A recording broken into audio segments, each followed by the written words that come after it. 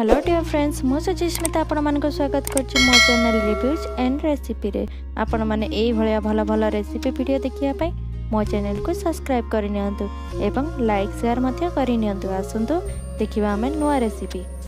आज मु बनौछि बाटी चरचड़ी। एटा होछि मो सासु मांकर रेसिपी। यहाँ पई मु नेछि परिबा आलू सारू कखारू अमृतभंडा गाजर पोटल मूला बाइगण बीन्स सजना छुई टमाटो फूलकोबी सब प्रकार परिबा को मु छोट छोट करी काटिकी मिक्स करी नीची।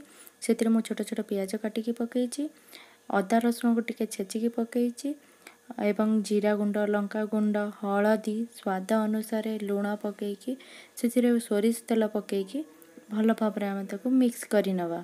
मिक्स करला परे माटी हांडी मु टिके सोरिष तेल पकेइची ए सब मिक्स को सेथिरे पकेइकी माटी हांडी रे थोइकी आमे ताको ढांकना देकी गैस को स्लो फ्लेम करके गोटे स्टैंड रखी दबा।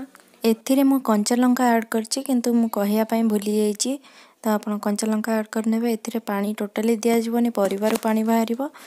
आमे को वर्तमान 50 मिनिट पर्यंत आमे छाडी दबा स्लो फ्लेम रे से पानी बाहरी के आपे आपे सिझी जीवो।